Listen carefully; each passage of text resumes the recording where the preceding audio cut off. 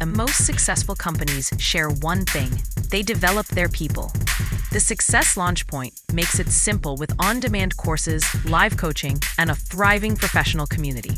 Your team will gain confidence, sharpen skills, and deliver more value while staying loyal to the company that invests in them. To take your workforce to the next level, check out modernobserver.com/launchpoint.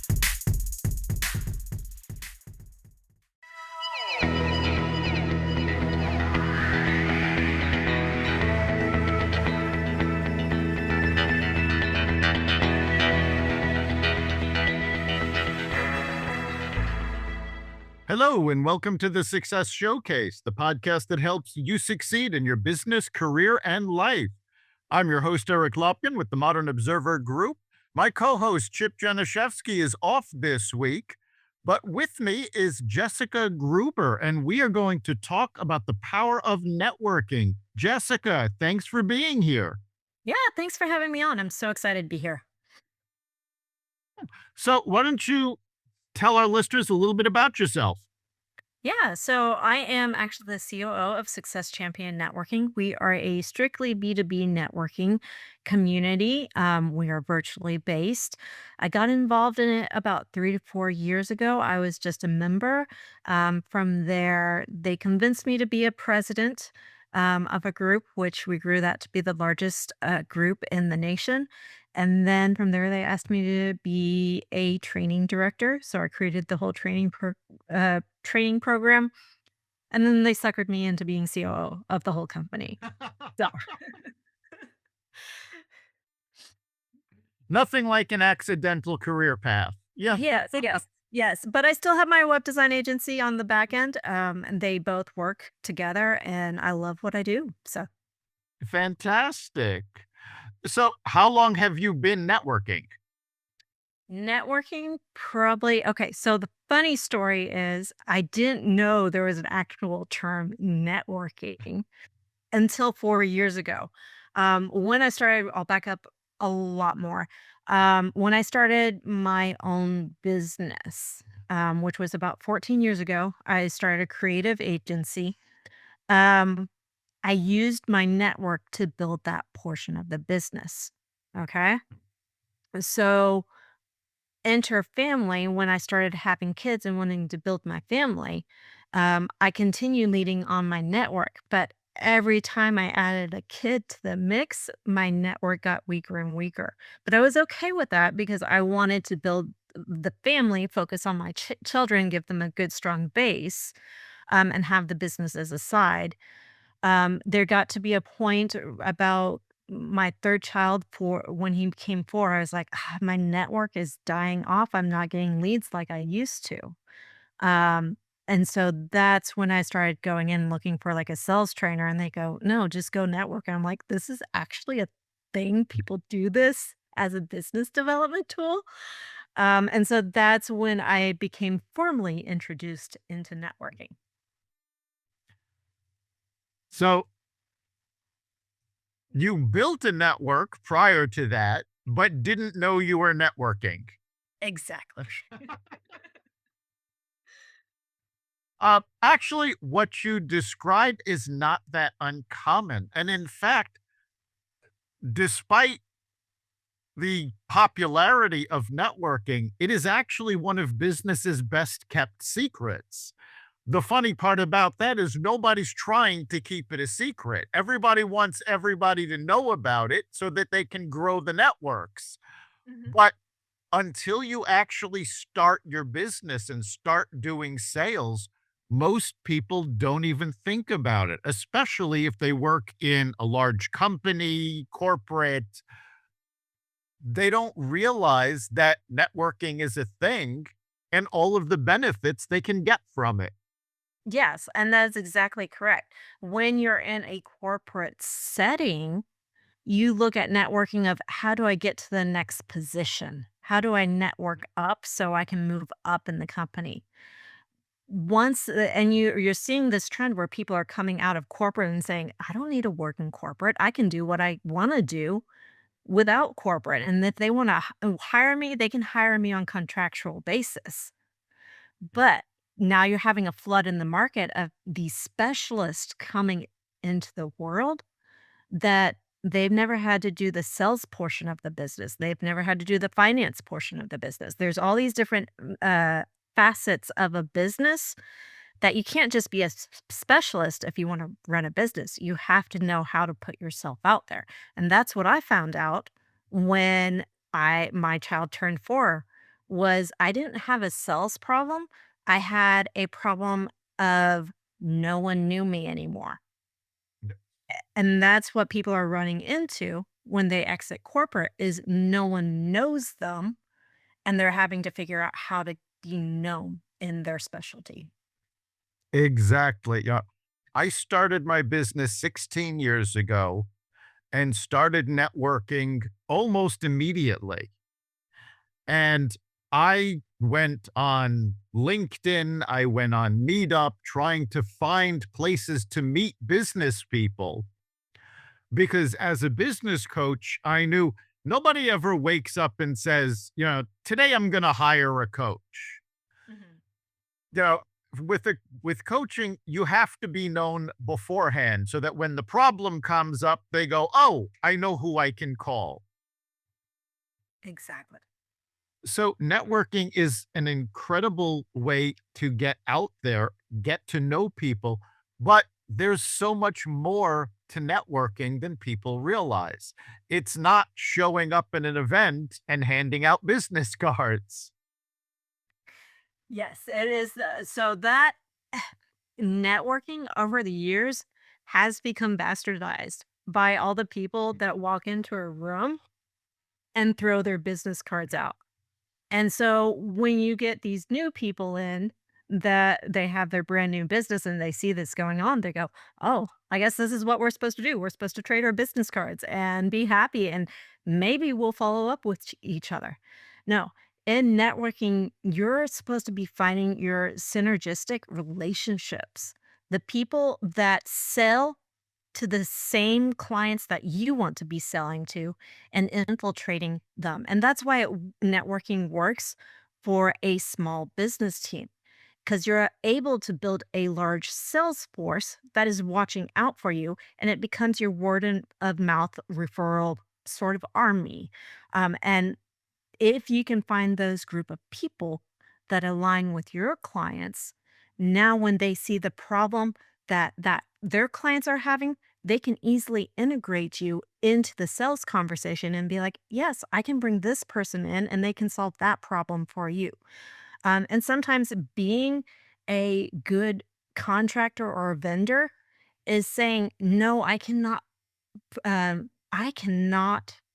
provide a solution for that problem. But over here in my network, I have the exact person you need to speak to, and let's bring them in and let them solve him." Now, if you're an amazing networking and someone brings you in on that solution, you figure out how to weave the first person back into the conversation and bring them back into the sales call. Exactly. And you said something at the very beginning when you were describing what people think of networking. You said, well, you'll collect the business cards and maybe I'll follow up, maybe not. It's like that is the key mistake that new networkers make. The initial event is not the networking. That's just the first step. You have to follow up. You have to build rapport. You have to build relationships. This is not sales. You're not walking in and finding a prospect and selling them. This is a long term process. And a lot of people don't realize that. I actually had a friend tell me once, "Oh, networking doesn't work. I went to an event once and nothing happened, so I never went back." And I told him, "Well, that's why it didn't work, because you didn't go back." Okay, so yes, you didn't go back, you didn't follow up. The third reason it doesn't work is because it wasn't the right room. And I fell into that trap as well. When I first started networking, I was networking in so many rooms but they weren't the right rooms for me. And they couldn't get me into the conversations that I needed to be into for my agency to be able to sell. The conversations they were getting into me, they didn't have the budget to hire me as an website solutionist. Yeah, that's very common. There are so many different types of networks. There's free networking events, there's online networking events, there's chambers of commerce, there's your organization, there's I belong to one called M3. My company runs the Empower Business Connection. There's also BNI, which most networkers have heard of, but not all of these are the right fit for you. You have to try out as many of them as possible, and you do need to go back. It can't just be one and done.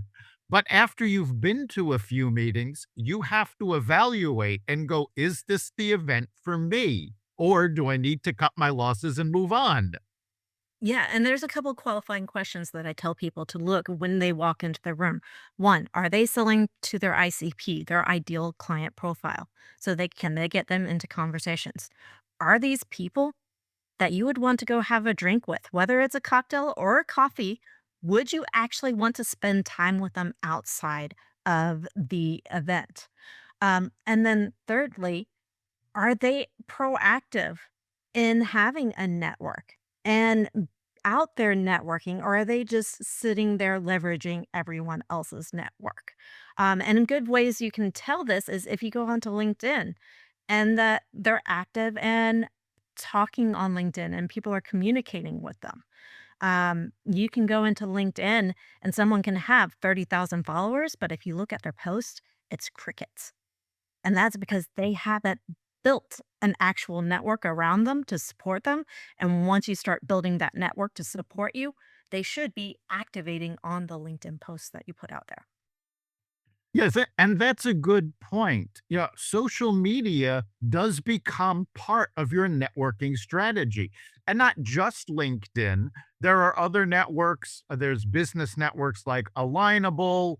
There's a certain amount of social media aspect to Meetup, also your Google business profile, things like that. But you do need to be active. I mean, even Facebook, which social media platform you're using, of course, depends on who your customer is, but you do need to be active on social media. And I have talked to so many people who say, well, if I don't know you, I don't connect to you on social media. And I always ask them, said, well, if somebody walked up to you at a networking event that you didn't know and said hello, would you turn your back on them? It's the same thing. It is the same thing. And one of the things I like to do on LinkedIn, since LinkedIn is known as a big networking event, is I will actually cold outreach to people on LinkedIn that I want to meet. And I'll say, hey, I run a networking meeting. Do you want to come meet a bunch of other badass business owners and get in the group? And probably 1 out of every 10 people that I outreach to will say, "Yes, I wanna come meet your people." I have gotten into sales conversations because of this outreach, of just simply inviting people into my networking group. They come back to me and they say, "No, I don't wanna meet your networking group. But I do wanna have a conversation about websites, so let's have that conversations, and I have signed clients, just by inviting people into my world, and that is a huge part of networking, is just continually inviting conversations into your world. Whether they stick with you or not, just doing that simple invite allows people to see who you're hanging out with and provides enough authority to know, hey, this person knows what they're doing and they're respected within the community. Exactly. That's another part of networking. It's not just about building sales, it's about building reputation. Yeah, there's a book, I cannot remember the author off the top of my head, but it says the title is It's Not Who You Know, It's Who Knows You. And That's very true. You said this at the beginning of the podcast when you were talking about the fact that your leads were starting to peter out before you were networking. Yeah, if people don't know you're there, they're never going to buy from you. Yes, and it even goes down to if they don't know what you do, Yep. they don't know how to refer you out. And that goes into how do we introduce ourselves at a networking meeting? What kind of connections can we make? I always like to say if you can find a commonality and you can find a connection. So a commonality plus a connection, which is a new person, will equal a relationship. So if you can find a common ground, even if it's not in business, say it's barbecue or say it's whiskey, you have found that commonality and that connection to build that relationship to build your greater network. Absolutely. And yeah, that also brings up another point. We're talking about this in terms of business, but your network is more than just business. You need things in your day to day life that have nothing to do with business, that have nothing to do with what you do for a living. And I give this example all of the time. Several years ago, my mother-in-law reached the point where she could no longer live on her own, and we had to move her in with us. Well, this brought a whole group of problems, dealing with the move, dealing with moving, changing things in the house so that we had space for her. And my wife was, very nervous about the whole thing. But every time something was coming up, I was able to turn to her and say, don't worry about it. I got a guy. Because I've been networking since 2009. I have a huge network. And no matter what came up, I knew somebody that was an expert in doing that. Yeah, and if you didn't know who, you knew who to go ask Yes, that was the expert in the room. exactly. And that's something else that's another part of networking is giving. When you walk into a networking event, you should be there with the idea that you are going to give something to somebody. It could be a piece of advice, it could be a connection to somebody. It doesn't matter what, but that builds trust in you, especially if folks don't know you. Yes, and that's one of my favorite ways to actually work a room, especially if I'm new to the room. I start creating, and I'm practiced at this, so I'm able to retain a lot of people in my head when I go to an actual event. But I start collecting names and what they do, and then I start moving around, figuring out who else in the room can also connect with this other person. And then I start passing people around in the room. And what happens is when you start passing the people around, guess whose name gets brought up in the conversation naturally? Oh, how do you know Jessica? Or, hey, how do you know Eric? And that is another way to stay top of mind is by introducing people, because when you introduce your two people, your name is going to naturally come up in the conversation. That's so true. And being known as the person that will make a connection is so powerful. I've had I don't know how many people that I've networked with over the years who were in corporate or worked for another business. They were not the business owner, and something happened and they got laid off. And in a lot of those cases, I was their first phone call saying, well, you know everybody. Do you know who's hiring now? I've had people who have moved out of state, they've moved across country, but they need a contact. They call me. And very often I am able to make that connection, and I'm happy to do so. By the same token, because I do this so often, I have gotten phone calls from people I haven't seen in years who will go, you know what? I've got a client I'm working with. They really need your services. So it's not even a matter of seeing everybody on a day to day or a week to week basis, though that certainly helps, especially at the beginning. But when you build a proper network, it doesn't matter how long it's been, you're still in that network. Yeah. So if there is a psychological side to this. There is a anthropologist that created the Dunbar's number. Okay. The Dunbar's number says that psychologically, we can keep about 150 people in our network, in our visual. Now, social media feels like we can expand this vastly, which we can. But in reality, as humans, we can only keep about 150. But if we break this down further, you have 5 people in your life that is kind of acts as your core counsel. These are the people that you can text daily, talk to daily, and you keep them really tight. You look at to them for advice, you get recommendations. On top of that, you have that expanded into 15 more. So these are kind of the champions of your network. Okay. Champions of your network. They know what you do, they know what you stand for. And when you're not in the room, they're the people mentioning your name.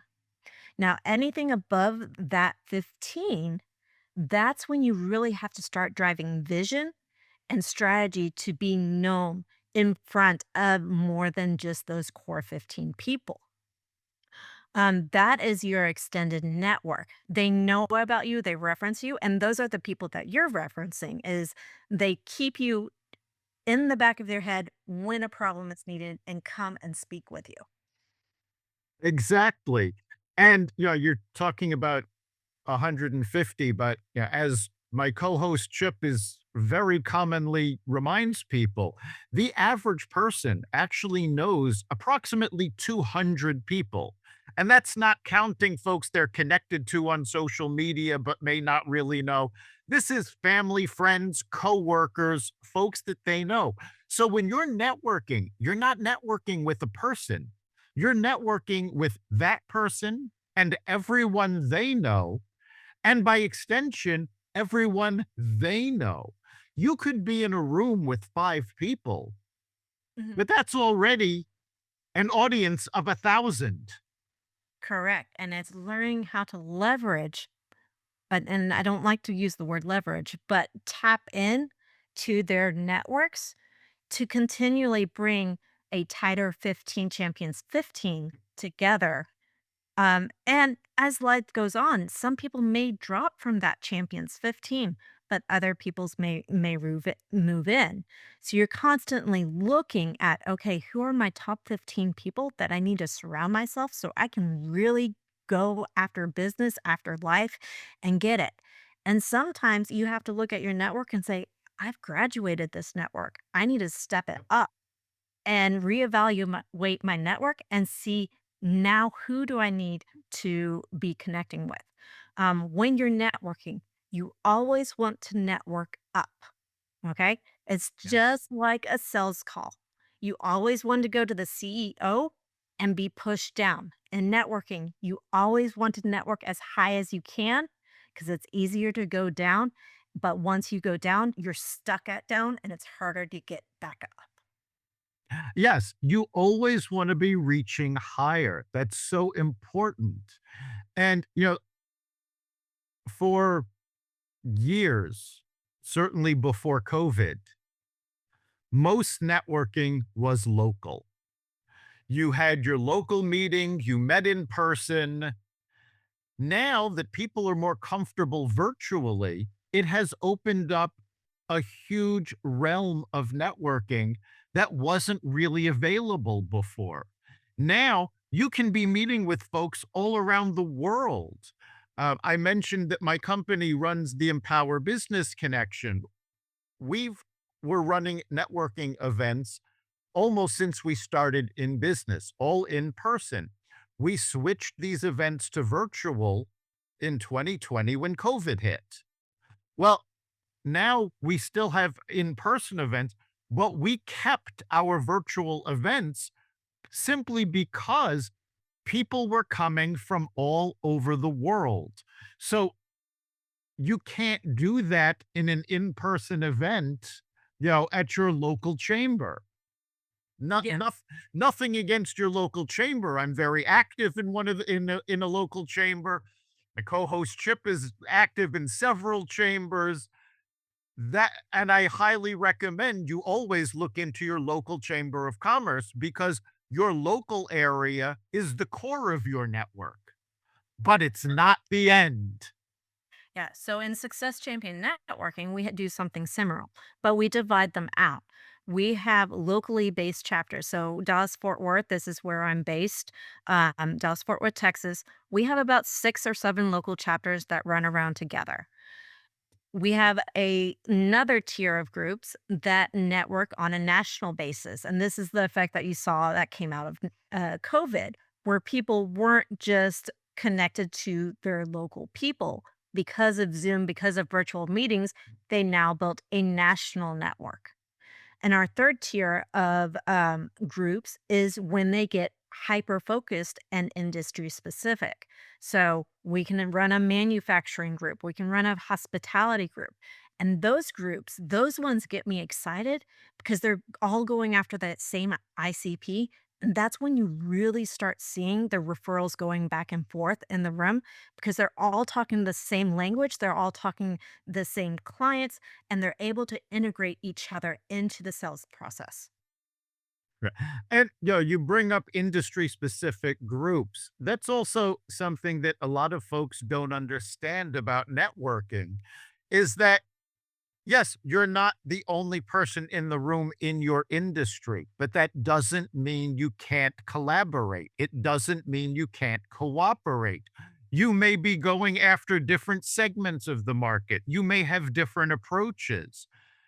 As a business coach, I'm not the right fit for every client that needs a business coach, but I have a whole bunch of other coaches that I can refer out to.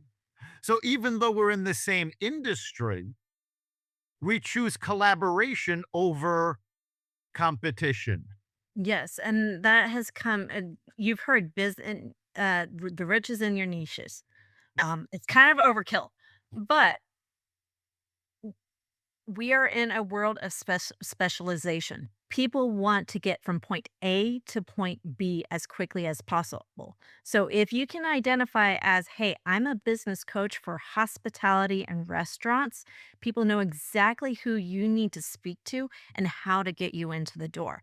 So as quickly as possible when you meet someone, you want to establish who you are and what you do it for. And it's the same thing with websites. When you hit a website or on your LinkedIn page or on your Facebook page, people need to know immediately what you do and who you do it for and the problem you solve. Because if they can't figure that out right away, that's when they bounce from the digital experience and that's when you lose your stickiness. And it's not just the digital experience, they bounce from you when you're in a networking event.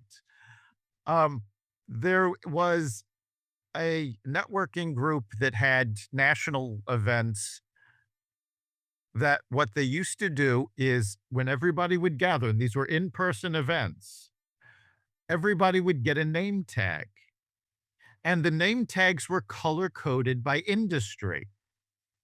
Well, what happened was the folks with the blue name tags, who were financial planners, tended to end up talking to themselves because everybody saw, oh, it's another financial planner, and they would go the other way.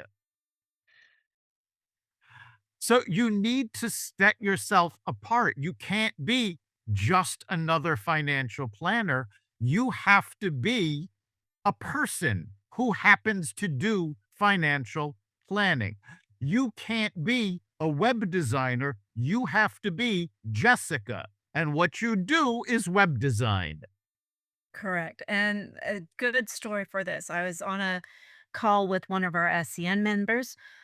He was talking, he's financial advisor, and he's going through what he does. I go, you sound like every other financial advisor that I've ever met in this world. And so we find his unique benefit and I say, okay, lead with this. Right at the end of the call, he tells me that, oh, by the way, I referee SEC football games, college football games. And I look at him, I'm like, why are you not leading with that? You are in Texas. Every guy will sit down with you and talk Yep. about football. And so sometimes it's not even the uniqueness in business, it's the uniqueness you have in yourself that you need to bring out and show to attract people into your world. Absolutely. And that is really key. You're not your job, you're not your industry. The only way to be unique is to be yourself and let that shine through. Yep. Yes. We are just about at the end of our time. So, Jessica, if our listeners want to get more information on your group, how can they do so? You can visit successchampionsnetworking.com and sign up to visit any of our chapters. We have 25 that are international. Also, reach out to me on LinkedIn. If you go to the website and you're like, Jessica, I don't know which group I should visit, reach out to me on LinkedIn, and I will get you plugged in to a networking group that works for you. And if they need info on your web design business, how can they get that? Ah, web design is going to be at buzzworks.com, buzzwks.com. I was a little too slow to grab the actual buzzworks, so we abbreviated it, buzzwks.com. Fantastic. Thank you so much for being here, Jessica. You've been listening to the Success Showcase. You can catch every episode at exvadio.com, the Apple Podcast app, YouTube, Rumble, Spotify, iHeartRadio, Audible, Amazon Music, and wherever you find podcasts. Remember, make this your best week ever and make next week even better. We'll see you then.